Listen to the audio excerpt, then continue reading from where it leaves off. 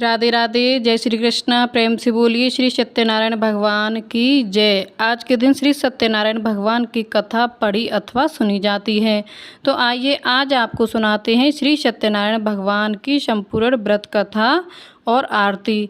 एक समय नैमिषारण्य तीर्थ में शौनक आदि 88,000 ऋषियों ने श्री सूत जी से पूछा, हे प्रभु, इस कलयुग में वेद विद्या रहित मनुष्यों को प्रभु भक्ति किस प्रकार मिलेगी और उनका उद्धार कैसे होगा। इसीलिए हे मुनि श्रेष्ठ, कोई ऐसा तप कहिए जिससे थोड़े समय में पुण्य प्राप्त हो जाए तथा मनोवांछित फल की प्राप्ति हो। वह कथा सुनने की हमारी बहुत इच्छा है। सर्वशास्त्र ज्ञाता श्री सूत जी बोले, हे वैष्णवों, मैं पूज्य आप सबने प्राणियों के हित की बात पूछी है। अब मैं उस श्रेष्ठ व्रत को आप लोगों से कहूँगा जिस व्रत को नारद जी ने लक्ष्मी नारायण जी से पूछा था और लक्ष्मीपति ने मुनि श्रेष्ठ नारद जी से कहा था। सो ध्यान से सुनिए। एक समय की योगी राज नारद जी दूसरों के हित की इच्छा से अनेक लोकों में घूमते हुए मृत्यु लोक में आ पहुँचे। यहाँ अनेक योनियों में जन्मे हुए प्राय सभी मनुष्यों को अपने कर्मों के द्वारा उनके अनेक दुखों से पीड़ित देखकर सोचा, किस यत्न के करने से निश्चय ही प्राणियों के दुखों का नाश हो सकेगा। ऐसा मन में सोचकर विष्णु लोक को चले गए। वहाँ श्वेत वर्ण और 4 भुजाओं वाले देवों के ईश नारायण को देखकर, जिनके हाथों में शंख चक्र गदा और पद्म थे, वे वरमाला पहने हुए थे, उनकी स्तुति करने लगे। हे भगवान, आप अत्यंत शक्ति से संपन्न हैं। मन तथा वाणी भी आपको नहीं पा सकती। आपका यदि मध्य अंत नहीं है, निर्गुण स्वरूप सृष्टि के आदिभूति व भक्तों को दुखों को नष्ट करने वाले हो, आपको मेरा नमस्कार है। नारद जी से इस प्रकार की स्तुति सुनकर विष्णु भगवान बोले, हे मुनि श्रेष्ठ, आपके मन में क्या है? आपका किस काम के लिए आगमन हुआ है? निसंकोच होकर कहिए। तब नारद मुनि बोले, मृत्यु लोक में सब मनुष्य जो अनेक योनियों में पैदा हुए हैं, अपने अपने कर्मों के द्वारा अनेक प्रकार के दुखों से दुखी हो रहे हैं। हे नाथ, मुझ पर दया रखते हो तो बताइए कि उन मनुष्यों के सब दुख थोड़े से ही प्रयत्न से कैसे दूर हो सकते हैं। हे नारद, मनुष्य की भलाई के लिए तुमने बहुत अच्छी बात पूछी है। जिस काम के करने से मनुष्य मोह से छूट जाता है, वह मैं कहता हूँ सो सुनो। बहुत पुण्य देने वाला स्वर्ग तथा मृत्यु लोक दोनों में दुर्लभ एक उत्तम व्रत है। आज मैं प्रेमवश होकर तुमसे कहता हूँ। सत्यनारायण का यह व्रत अच्छी तरह से विधि पूर्वक करने से मनुष्य आयु पर्यंत यहाँ सुख भोग कर मरने पर मोक्ष को प्राप्त होता है। श्री भगवान के वचन सुनकर नारद जी मुनि बोले कि उस व्रत का फल क्या है? क्या उस व्रत का विधान है और किसने यह व्रत किया है और किस दिन यह व्रत करना चाहिए? विस्तार से कहिए। भगवान श्री विष्णु बोले, दुख शोक आदि को दूर करने वाला, धन्य धान्य को बढ़ाने वाला, सौभाग्य तथा संतान को देने वाला यह व्रत सब स्थानों पर विजय प्राप्त कराने वाला है। भक्ति और श्रद्धा के साथ किसी भी दिन मनुष्य श्री सत्यनारायण की कथा शाम के समय ब्राह्मणों और बंधुओं के साथ धर्मपरायण होकर पूजा करे। भक्ति भाव से नैवेद्य केले का फल, घी, दूध और गेहूं का आटे का चूर्ण सवाया ले। गेहूं के अभाव में साठी का चूर्ण, शक्कर और गुड़ ले और सब भक्षण योग्य पदार्थ जमा कराए के भगवान के अर्पण कर दे तथा बंधुओं सहित ब्राह्मणों को भोजन कराए। इसके पश्चात स्वयं भी भोजन करे। नृत्य गीत आदि का आचरण करके भगवान सत्यनारायण का स्मरण करते हुए समय व्यतीत करे। इस तरह व्रत करने पर मनुष्य की सभी इच्छाएं निश्चय ही पूरी होती हैं। विशेषकर कली काल में भूमि पर यही मोक्ष का सरल उपाय है। इसके प्रसंग में सूत जी बोले, हे ऋषियों, जिसने पहले समय में इस व्रत को किया है उसका इतिहास मैं तुमसे कहता हूँ, ध्यान से सुनो। सुंदर काशीपुरी नगरी में एक अत्यंत निर्धन ब्राह्मण रहता था। वह भूख और प्यास से बेचैन हुआ नित्य पृथ्वी पर घूमता था। ब्राह्मणों से प्रेम करने वाले भगवान ने ब्राह्मण को दुखी देखकर बूढ़े ब्राह्मण का रूप धारण करके उसके पास जाकर आदर के साथ पूछा, हे विप्र, नित्य दुखी हुआ पृथ्वी पर क्यों घूमते हो? हे श्रेष्ठ ब्राह्मण, यह सब मुझसे कहो, मैं सुनना चाहता हूँ। ब्राह्मण बोला, मैं निर्धन ब्राह्मण हूँ, भिक्षा के लिए पृथ्वी पर फिरता हूँ। हे भगवान, यदि आप इसका उपाय जानते हो तो कृपा करके कहो। वृद्ध ब्राह्मण बोला कि सत्यनारायण भगवान मनवांचित फल देने वाले हैं, इसीलिए हे ब्राह्मण, तू उनका पूजन कर, जिससे करने से मनुष्य सब दुखों से मुक्त होता है। ब्राह्मण को व्रत का सारा विधि विधान बताकर बूढ़े ब्राह्मण का रूप धारण करने वाले सत्यनारायण भगवान अंतर्ध्यान हो गए। जिस व्रत को वृद्ध ब्राह्मण ने बताया है मैं उसको करूँगा, यह निश्चय करने पर उसे रात में नींद भी नहीं आई। वह सवेरे उठकर सत्यनारायण के व्रत का निश्चय करके भिक्षा मांगने के लिए चला गया। उस दिन उसको भिक्षा में बहुत धन मिला, जिससे बंधु बांधवों के साथ उसने सत्यनारायण जी का व्रत किया। इसके करने से वह ब्राह्मण सब दुखों से छूटकर अनेक प्रकार की संपत्तियों से युक्त हो गया। उस समय से वह ब्राह्मण हर मास व्रत करने लगा। इस तरह से सत्यनारायण भगवान के व्रत को जो करेगा वह सब पापों से छूटकर मोक्ष को प्राप्त होगा। आगे जो पृथ्वी पर सत्यनारायण का व्रत करेगा वह मनुष्य सब दुखों से छूट जाएगा। सूत जी ऋषियों से बोले कि इस तरह नारद जी ने नारायण को कहा हुआ यह व्रत मैंने तुमसे कहा। हे विप्रो, मैं अब और क्या कहूँ? तब ऋषि बोले, हे मुनीश्वर, संसार में इस ब्राह्मण से सुनकर किस किसने इस व्रत को किया, हम वह सब भी सुनना चाहते हैं। इसके लिए हमारे मन में बहुत श्रद्धा है। सूत जी बोले, हे मुनियों, जिसने इस व्रत को किया है वह सब सुनो। एक समय एक ब्राह्मण धन और ऐश्वर्य के अनुसार बंधु बांधवों के साथ व्रत करने को तैयार हुआ। उसी समय एक लकड़ी बेचने वाला बूढ़ा आदमी आया और बाहर लकड़ियों को रखकर ब्राह्मण के मकान में गया। प्यास से दुखी लकड़हारा उनको व्रत करते देखकर ब्राह्मण को नमस्कार करके कहने लगा कि आप यह क्या कर रहे हैं और इसके करने से क्या फल मिलता है, कृपया करके मुझसे कहिए।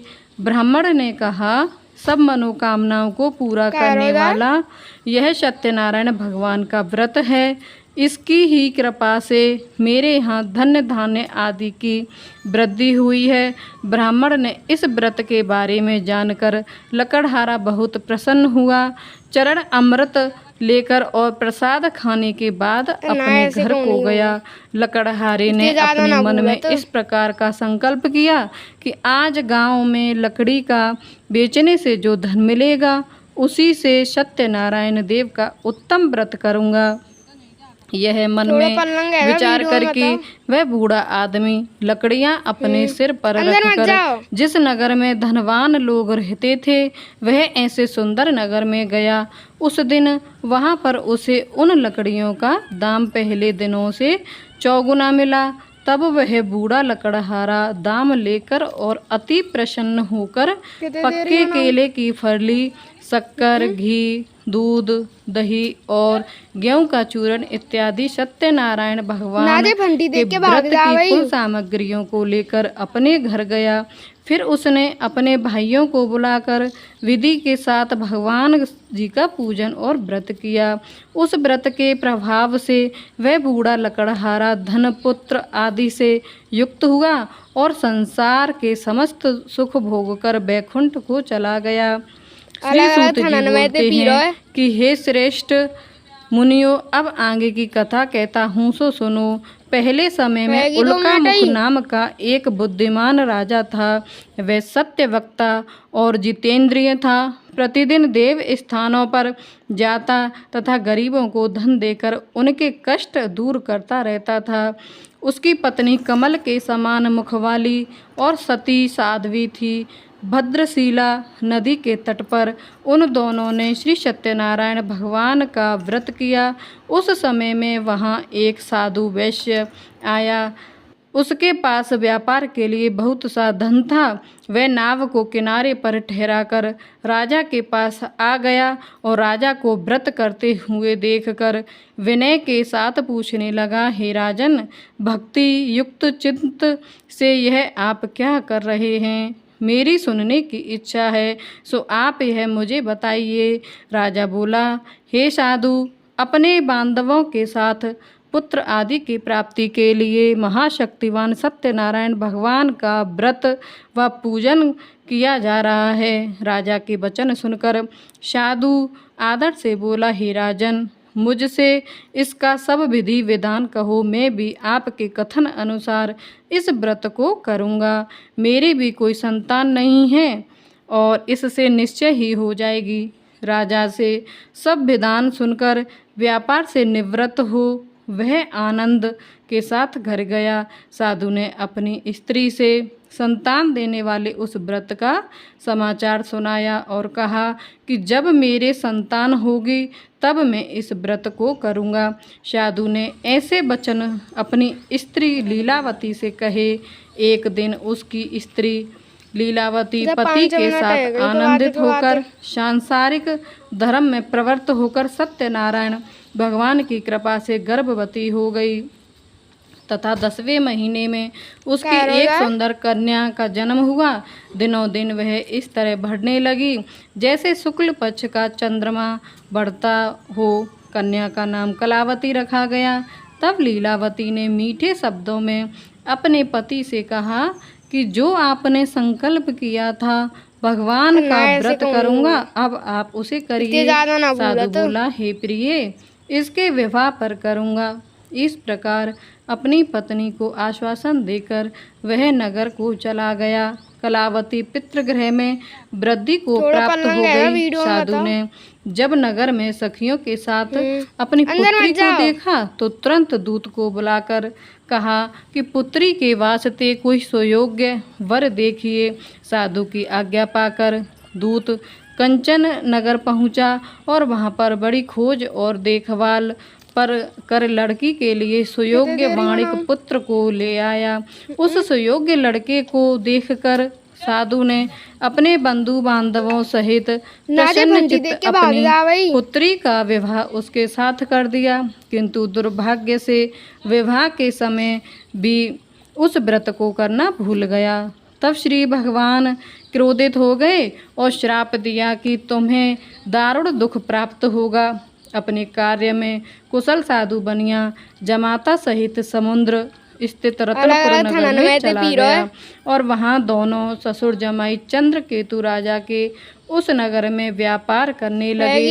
एक रोज भगवान सत्यनारायण की माया से प्रेरित कोई चोर राजा का धन चुराकर भागा जा रहा था, किंतु राजा के दूतों को आता देखकर चोर ने घबराकर भागते हुए राजा के धन को वहीं चुपचाप रख दिया जहां वो ससुर जमाई ठहरे हुए थे। तब दूतों ने उस साधु वैश्य के पास राजा के धन को रखा हुआ देखा तो वे दोनों को बांधकर ले गए और प्रसन्नता से दौड़ते हुए राजा के समीप जाकर बोले, यह 2 चोर आज हमने पकड़कर लाए हैं, देखकर आज्ञा दें। तब राजा की आज्ञा से उनको कठोर कारावास में डाल दिया और उनका सब धन छीन लिया। सत्यनारायण भगवान के श्राप से द्वारा उनकी पत्नी भी घर पर बहुत दुखी हुई। घर पर जो धन रखा था चोर चुरा कर ले गए। शारीरिक व मानसिक पीड़ा तथा भूख प्यास से अति दुखित होकर अन्न की चिंता में कलावती एक ब्राह्मण के घर गई। वहाँ उसने सत्यनारायण भगवान का व्रत होते हुए देखा। फिर कथा सुनी तथा प्रसाद ग्रहण करके रात को घर आई। माता ने कलावती से कहा, हे पुत्री, अब तक कहाँ रह गई थी वह तेरे मन में क्या है? कलावती बोली, हे माता, मैंने एक ब्राह्मण के घर श्री सत्यनारायण भगवान का व्रत देखा है। कन्या के वचन सुनकर लीलावती भगवान के पूजन की तैयारी करने लगी। लीलावती ने परिवार और बंधुओं सहित श्री सत्यनारायण भगवान का पूजन किया और वर मांगा कि मेरे पति और दामाद शीघ्र ही घर आ जाएं। साथ ही प्रार्थना की कि हम सबका अपराध क्षमा करो। सत्यनारायण भगवान इस व्रत से संतुष्ट हो गए और राजा चंद्रकेतु को स्वप्न में दर्शन देकर कहा, हे राजन, दोनों वैश्यों को प्रातः ही छोड़ दो और सब धन जो है तुमने ग्रहण किया है वह दे दो, नहीं तो मैं तेरा धन, राज्य, पुत्र आदि सब नष्ट कर दूंगा। राजा से ऐसे वचन कहकर भगवान अंतर्ध्यान हो गए। प्रातःकाल राजा चंद्रकेतु ने सभा में अपना स्वप्न सुनाया। फिर दोनों वाणिक पुत्रों को कैद से मुक्त कर सभा में बुलाया। दोनों ने आते ही राजा को नमस्कार किया। राजा के मीठे वचनों से बोले, हे महानुभावों, भावी वर्ष ऐसा कठिन दुख प्राप्त हुआ है, अब तुम्हें कोई भय नहीं है। ऐसा कहकर राजा ने उनको नए नए वस्त्र आभूषण पहनाए तथा उनका जितना धन लिया था उससे दुगना धन देकर आदर सहित विदा कर दिया।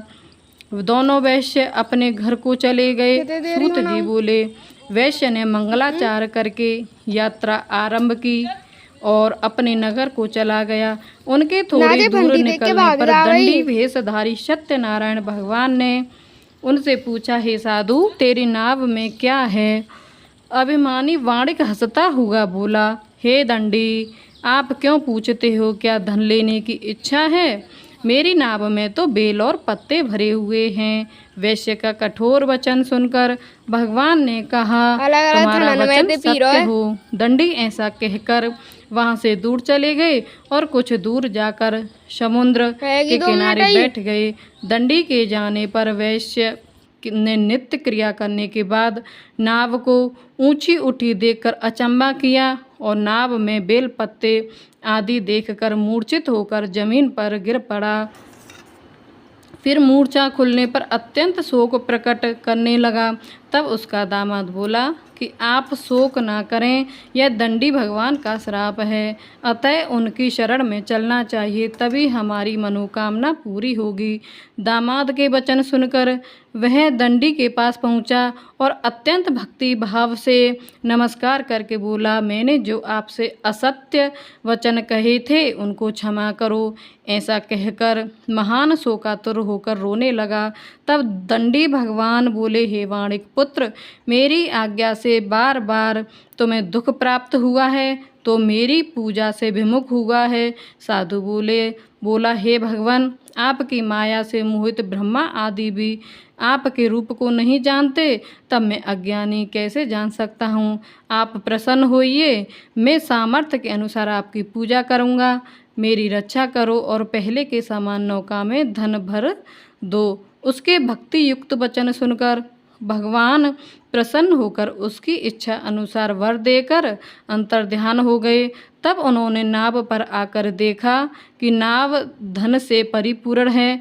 फिर भी वह भगवान सत्यनारायण का पूजन कर साथियों सहित अपने नगर को चला गया।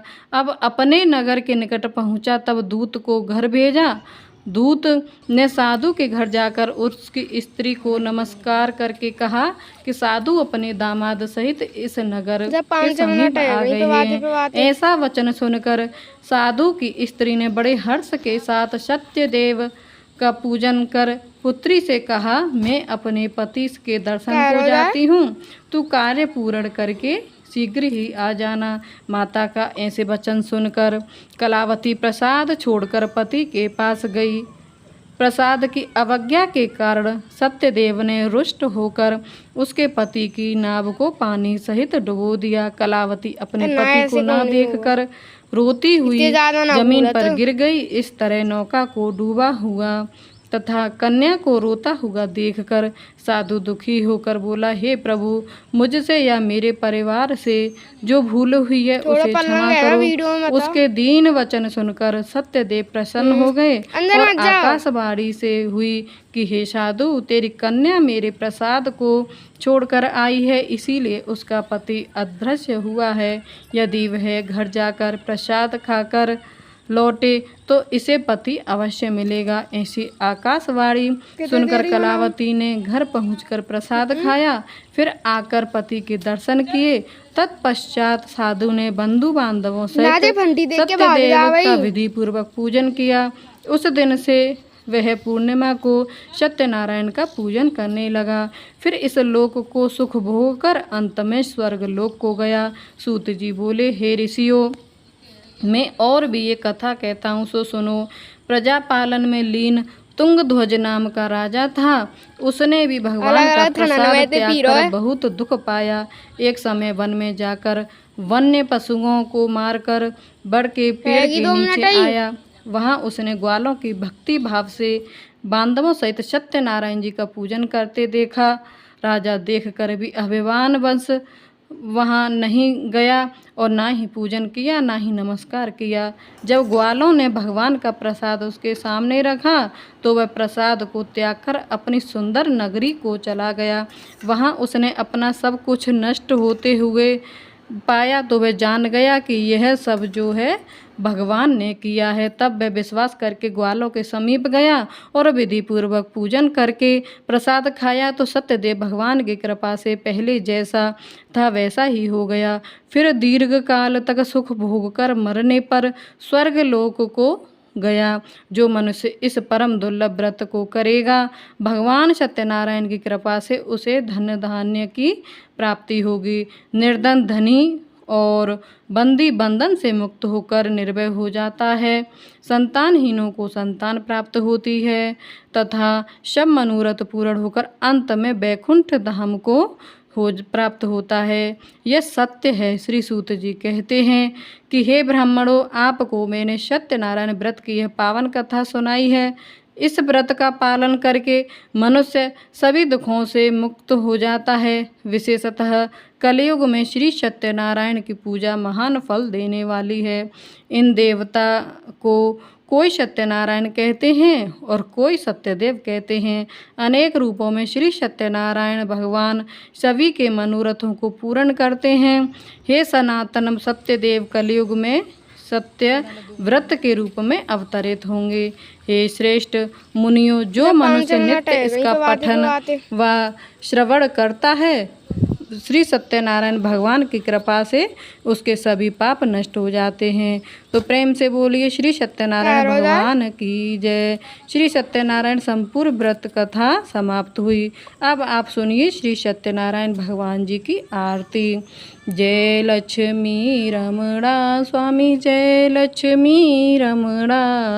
सत्यनारायण स्वामी, सत्यनारायण स्वामी, जनपातक हरिणा। जय लक्ष्मी रमणा।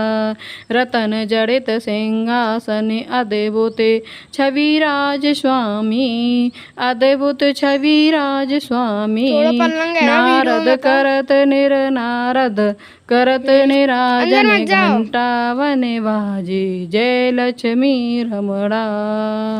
प्रगट बही कल कारण द्विज को दर्श दियो, स्वामी द्विज को दर्श दियो। बूढ़ो ब्राह्मण बन करे, बूढ़ो ब्राह्मण बन करे कंचन महल कियो। जय लक्ष्मी रमणा। दोरे बले भील कटा ठारो, जिने पर कृपा करी स्वामी, जिने पर कृपा करी। चंद्रचूर एक राजा, चंद्रचूर एक राजा, तिनकी विपत हरी। जय लक्ष्मी रमणा। वैश्य मनोरथ पायो। अलग श्रद्धा तज दीन स्वामी, श्रद्धा तज दीन स्वामी, सो फल पायो। प्रभु जी की फिर स्तुति की जय लक्ष्मी रमणा। भक्ति भाव के कारण छिन छिन रूप धर्यो, स्वामी छिन छिन रूप धर्यो। श्रद्धा धारण कीनी, धारण कीनी, तिनको काज कर्यो। जय लक्ष्मी रमणा। रमणा ग्वाले बाल संग राजा, वन में भक्ति भक्ति करी, स्वामी वन में भक्ति भक्ति करी। मन वांछित फल दीनो, वांछित फल दीनो, दयालु हरि जय लक्ष्मी रमणा।